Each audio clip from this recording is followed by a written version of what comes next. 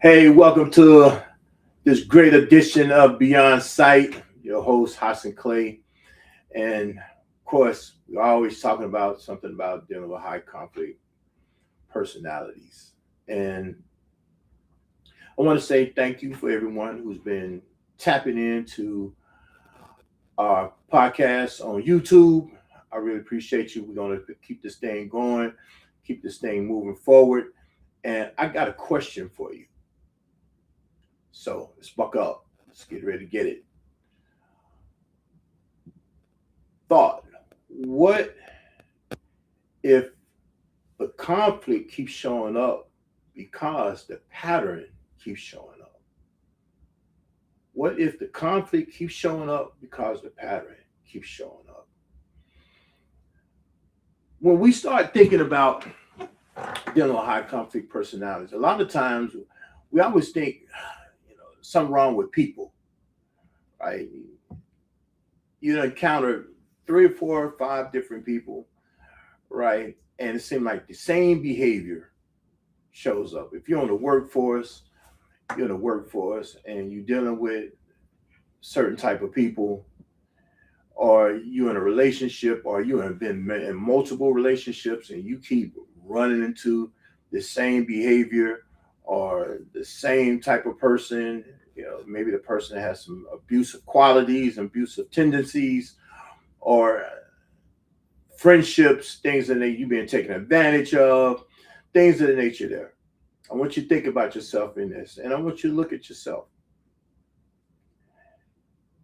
It's not that something's wrong with the people, and it is, but I want you to recognize that you are a magnet for the patterns that keep showing up.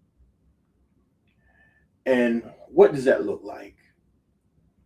Someone always get into a confrontation with someone, or they get engaged to someone or dealing with somebody, and they're very argumentative. They're always talking. They're always talking at them, or always talking harshly to them, or they're doing something nature there. And I want you to look at how many times have you been in a relationship that this is where it winds up taking place? Right? I know I've been in, unfortunately, I've been in relationships that it seemed like I was almost like a archetype that kind of keeps showing up, right? It's the same type of person that keeps showing up, right? At some point, they might have this one thing that they're doing that gets men, right? And heck, I might be the same way with somebody, right? I'm not going to sit there and just blame it all on somebody else. I've even been in the same situations where those patterns start showing up when might be talking harshly at someone, might be a little aggressive. I know for myself, I try to be a nice guy, right? But I know I can kind of be a little egghead sometimes with it, right?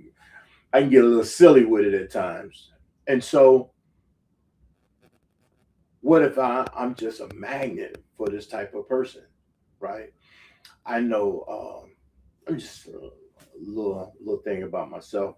I've always had this thing of dealing with women that kind of been a little bit more high maintenance than anything else, right? That's kind of been my go-to.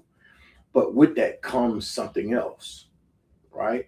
And so I had to really check out myself, and I'm used to a type of pattern of a person, and not saying that all women are beautiful women, or women who are beautiful have these type of everyone's not like that, but I tend to find them a few times, right? And so I had to kind of look at myself, man, Clay, what are you doing? What's really happening with you, right? And so, because there's a pattern that I was looking for, that I always set myself up for. And but what about many of us out here who are engaged in relationships, or on having some type of engagement, or at the job, and the people we gravitate towards, or who gravitate towards us, right? What is really happening with us What does it look like? I got this big sign on my forehead to say, pick me, right? Pick me. What's happening in that? A lot of us don't want to have that discussion, but we really need to sit down. If we're going to make some changes in life, we really need to sit down and look at ourselves and examine what might be taking place, right? And this is not to kind of pick on somebody, or for you to even start having some type of negative self-talk. There's I'm just this person, or I'm just this bad person, because that happens too with people. And I want you to know that's still a pattern that's showing up. All right. So we need to watch our patterns. So first, let's kind of dive into these. So I got three things. I'm always coming in threes. Right. So I got these three things I want us to look at. First, what is it that you are tolerating? What I mean by that is we a lot of us show up in a situation and we're silent about it, we duck our head, we turn the other way, we look the other way, or we're doing various different things that allows a particular thing to fester or continue to move or continue to keep going forward. It's like, how can you then get mad at a person for being who they are when you keep turning your head to the situation until it gets totally out of whack, and you are then trying to fight for your own survival, your own sanity, because you feel like you're getting victimized, you're getting bullied, or you're getting whatever it is that you might be going through. But you set that up from the beginning because you were tolerating something. And when I say tolerate, I'm not sitting there saying, because many of us get, well, I want this because I've been through a bad relationship before. I mean, with people, well, I'm not going to do this. I don't want this. Well, a man got to be like this if he come to me, or a woman got to be like this if we're going to be together. And they have all these extravagant, ostentatious standards, right? They have these enormous, gigantic standards that they really can't live up to because they haven't really did the internal work to really put themselves in that. They ear hustling from a lot of their friends. Girl, I wouldn't do this. Bro, I ain't gonna do all, man, doing this. And they hear all this, and they, yeah, man, yeah, yeah, yeah. And next thing you know, they choose somebody who's doing the very same thing to them that the last person did, right? Because they haven't did the internal work to remove the tolerance level of it. I'm not saying have zero tolerance, because you have to be able to work with people, but you have to be in a position of maintaining a standards, saying your standard, voicing your standards, but also having that type of standards on yourself, right? Because a lot of times it's a situation where it's rules for thee, but not for me. That takes place. And when we are then have this zero tolerance, that's what's really taking place. I want you to be this particular way, but then I'm not going to show up the same way that I want you to be. Right.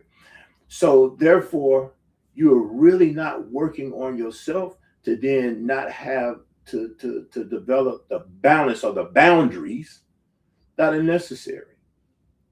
Because that's what we're really talking about when we start talking about tolerance. We are talking about boundaries. We're not putting the proper parameters in play. And so you're doing a lot of talking. You're doing a lot of talking. You just bump your lips, but you ain't really living that life. And this what people can really see. And so the person who, let's say a person has some narcissistic tendencies, right? Or they have some borderline personality tendencies, right? They're gonna smell you. They're gonna smell you. They know they can zero in at you. And they just waiting on the time to really bam hit in at that particular thing, and bam, there you go. And once they throw that line out, they start reeling it, start reeling it, start reeling it. Wow! They catch you, now you like a fish dancing in the water. You're trying to dance, you're trying to come off the hook, but at that point they got you. And then you want to know why you got snared up. Now you in the net. Now you finna be dinner. Now you served up. You're on the table because you didn't have the understanding of self, of what it is that you weren't going to tolerate, and you didn't put those actions within your own life. You didn't recognize your own patterns, let alone somebody else's. And so you couldn't smell it out. We're going to kind of talk a little bit more about that on the third one. But you couldn't smell it, you couldn't see it, couldn't feel it, you couldn't taste it, right? You had your sensories wasn't taking place. You start thinking with other parts of your body versus the right part of your body. Your mind and your soul didn't connect. And so therefore your awareness was down. And so if we start then looking at that, we can do something different. But here's the next thing, and this is what's happening with the second one. You, at some point, think that you can help change the person, right? How many of us had that savior mindset, that savior mentality, the captain saver mentality, right? And that's man or woman. How many women have just said, "Oh, girl, only thing he just needs a good woman behind him," and this and this and this and that. That joker crazy. You know what I mean? But you thinking you can do something because he has some gift of gab. He told you something, then he kind of gave you the sob story, the sad story about what his last woman did or whatever. And now she all type of names, calling all type of names on all this type of stuff here. And I ain't gonna sit there and say that she probably didn't have a lot of these bad qualities that's taking place. But what was it that he was doing that attracted that particular thing, right? And or where was he not showing up well in the situation, right? And so you now think that you can change him or you can change her, you know, and make them a better person, give them the vision, give them some insight in life and all this other type of stuff here, when that person really had no thoughts about doing anything different, and they want you to be on their time, right? And so quit thinking you can change somebody. Now, if it's a person looking again, if they're doing the internal work, they're trying to make some strides and doing something different within their life, by all means, you know. And if you like them, the pros are better than the cons in that situation, because nobody comes in 100% good. Nobody.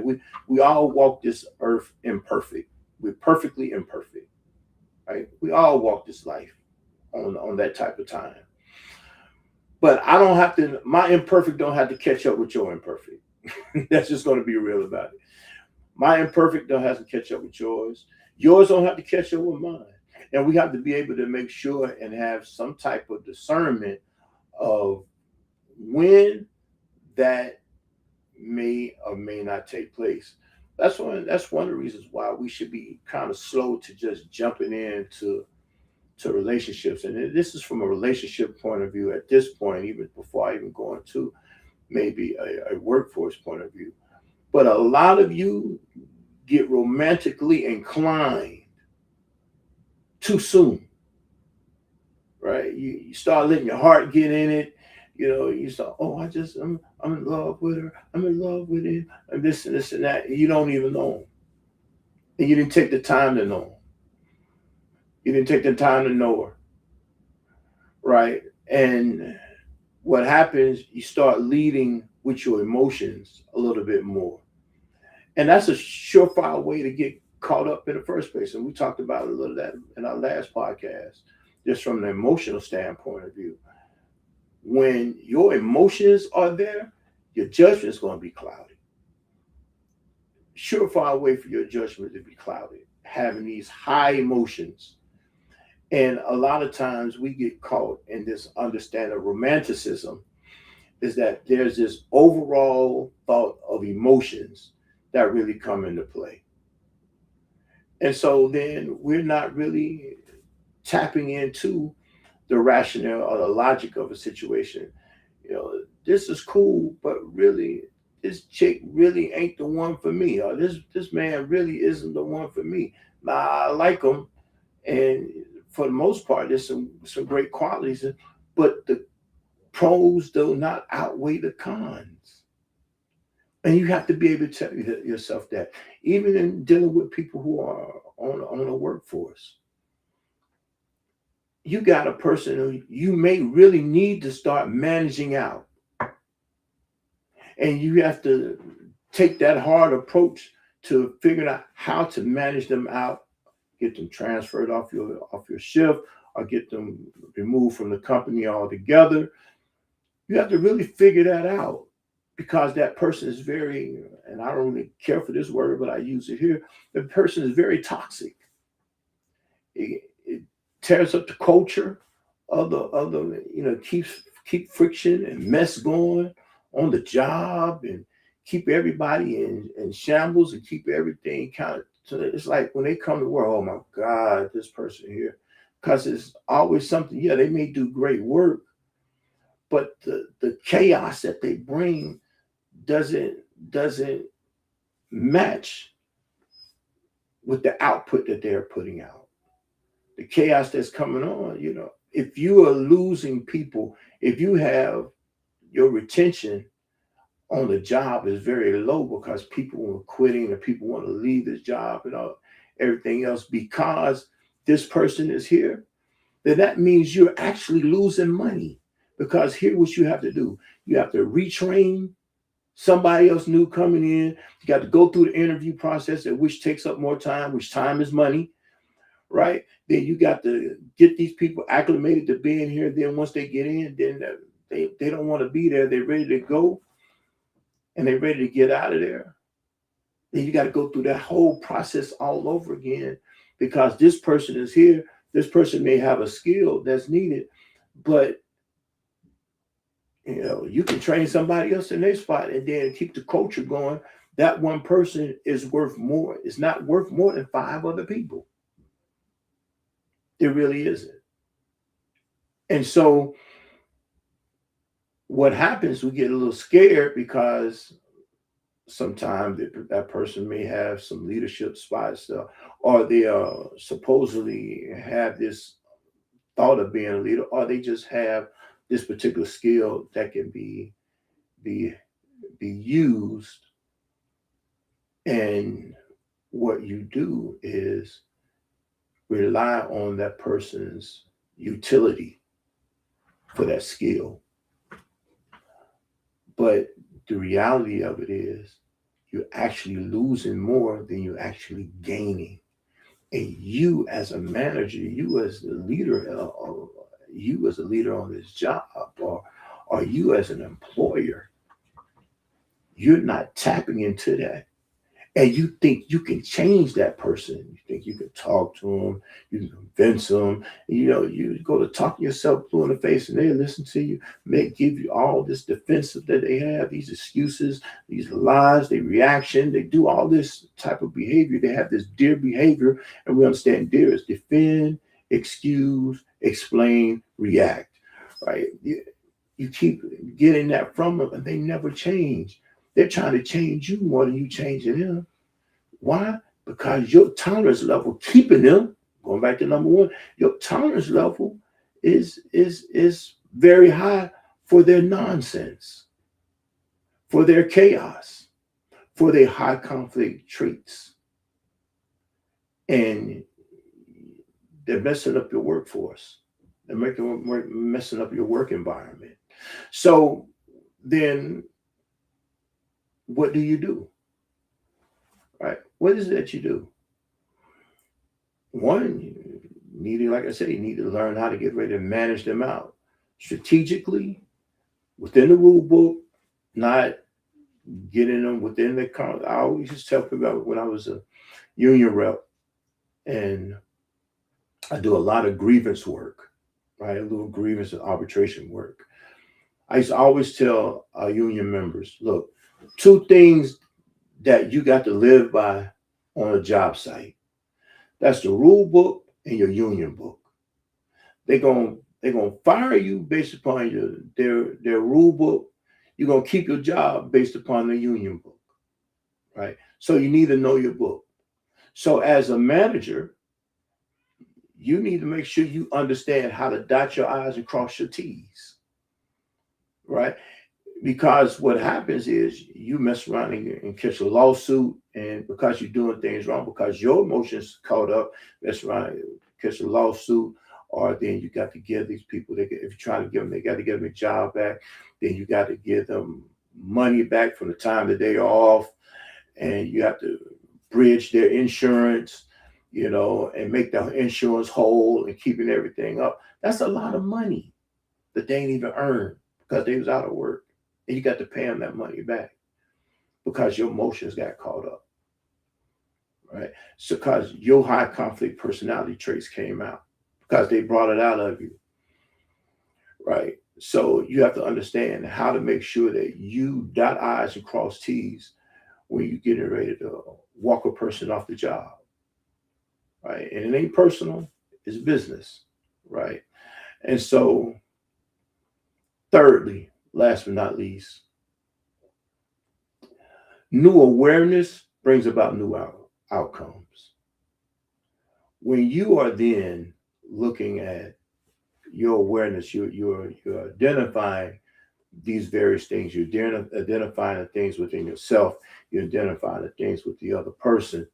Then once you start becoming aware of where you are and what's happening with them, then your outcomes are going to change. You're going to deal with them differently. You're going to not accept a lot of the things that that comes with them. You're going to position them to be in places where they can't hurt the team. If you're on a job, you're going to position yourself so the person can't hurt you. If you're in a relationship, you're going to do all these things here because your awareness is different. Now, this is not, again, I want us to be clear. This isn't about ear hustling or somebody telling you. This is really hearing what it is, synthesizing it, assessing it, evaluating where you are in that whole situation. And that takes a lot of self inventory. That takes a lot of digging deep within yourself to figure out, hey, this is what's going on. This is what I need to do. This takes a lot of educating. It takes a lot of mentorship, talking to some people who are a little bit more versed in you. I know in a book it says, "Ask the people who know." That is a very profound statement. Ask the people who know, right? And so when you going to get this type of help, you're seeking. Look, you wouldn't believe the people that I have in my corner to be able to advise me on various different things.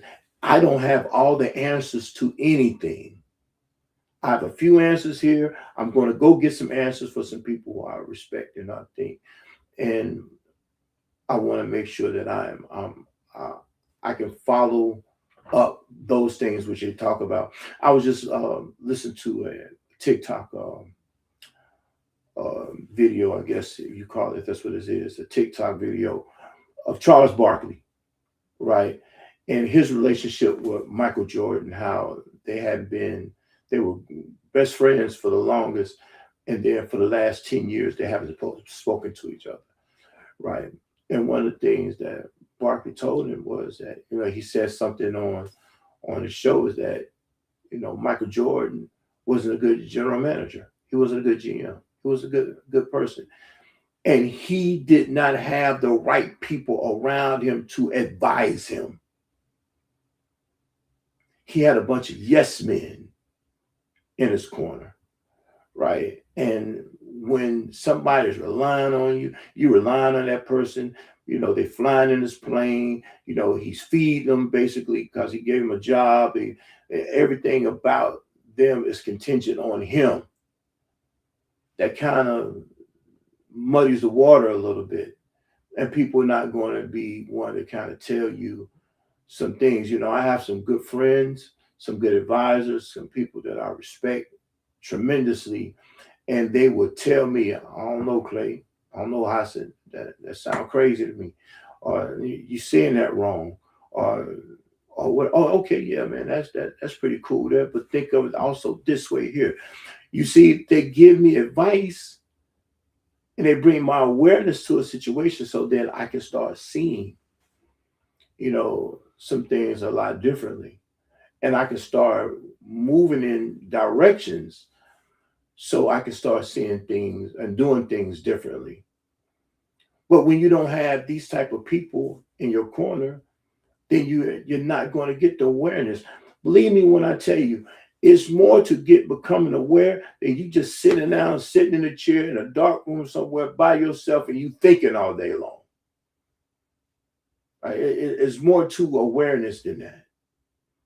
It's about, maybe you picked up a book, maybe it's something that you might have, an article you may have read, or something that you might have seen on TV, and then you say, let me think about that a little bit. And you think about, let me ask some questions about that. And you go ask some questions. You ask some people who you trust, who you rely on, who you might know that have some information about that. You're going to ask them, look, tell me, okay, I just seen this right here. Tell me about that right there. What you know about this right here? Well, X, Y, and Z, 1, 2, and 3. Give me more about that. Right. And then they're giving you the information, they're helping you with the information. Then you go put more, get more guidance on it about the information. You just don't Google it and think that's it. You go do a lot more in-depth research on the situation, so you then get the awareness. And that, a lot of time people think, look, the awareness, they used to see this cartoon when a light bulb pops up on it, and they're like, oh, I got an idea. Like, yeah, sometimes it does come like that, but sometimes it doesn't come like that. Majority of the time, it doesn't come like that. It's not just spare the moment with instantaneous or instinctive and all this old type of stuff. I'm not saying that doesn't come into play. I'm saying we rely on it too much and call that awareness. And that's the problem.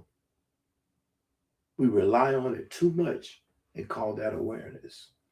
Right? So now, if I then want to make sure that my tolerance level is better, because I just showed you rather how to get to better tolerance, how to make sure that you are following through, that you're not really trying to convince somebody or trying to change somebody's perspective and all this, because you can't change them. The only thing you can do is give information, and they can act on the information accordingly, or they can get managed out. Right?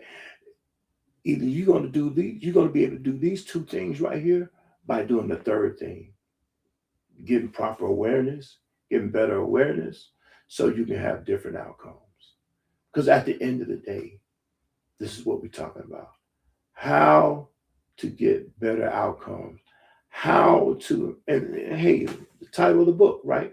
Taming the Storm: Understanding and Overcoming High Conflict Personalities for a Peaceful Life. We're trying to get some understanding so we can have different outcomes. That's what we're trying to do. And this is why, like I say, this is why this is so important. And of course, my book's still on my website. It's for sale. If you go to my website, you go to Amazon, you can pick the book up there. Understanding and Overcoming High Conflict Personality for a Peaceful Life. That's Taming the Storm. And get this information.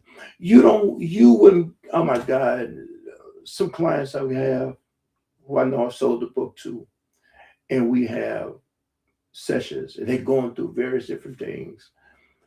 And I'm like, wow, that was in chapter 3. If you were in chapter 4, you would see that. Right. And it's just, I asked, did you read the book? Yeah, I got through that. So a lot of them can't some of them can't even get past the pre-assessment, because they see themselves and then they want to put it down because they can't deal with the change that it's going to take for them. They see themselves and then they shut it down. Right. But then they want to know why I keep going through these same problems over and over and over again, because they are not catching the patterns. And then they're scared to face themselves. But not you. That's people who looking at this podcast right here. And that's not you. But at some point in time, it was you. Right. So now we're just trying to do something a tad differently to get better outcomes, to make sure that we don't take people through those processes that we've been through that was toxic or chaotic or things that was just not good, not good for human consumption. Is who wants to take all that foolishness in?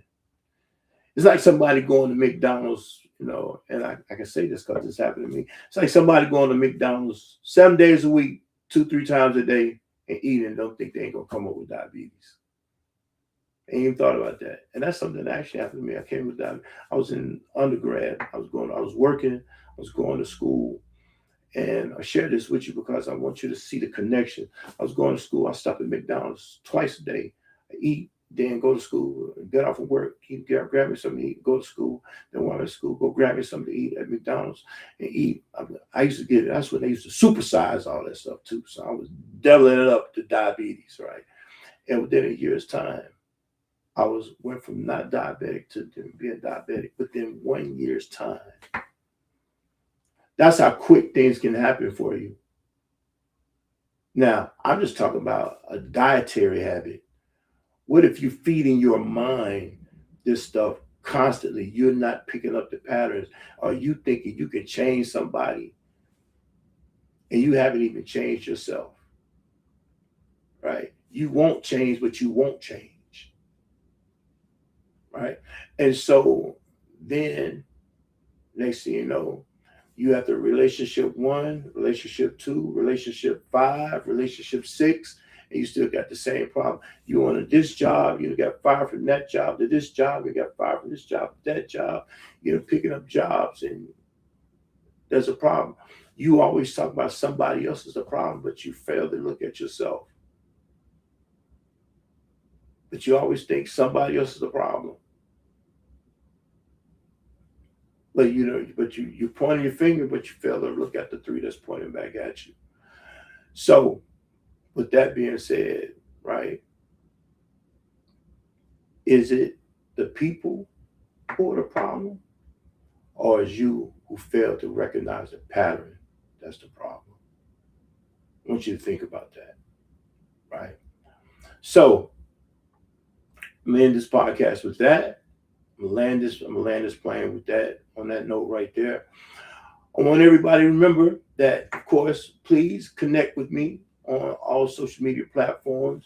That's TikTok, Instagram, Facebook. Well, Facebook is under just my name. Facebook and LinkedIn is just my name, Hasan Clay.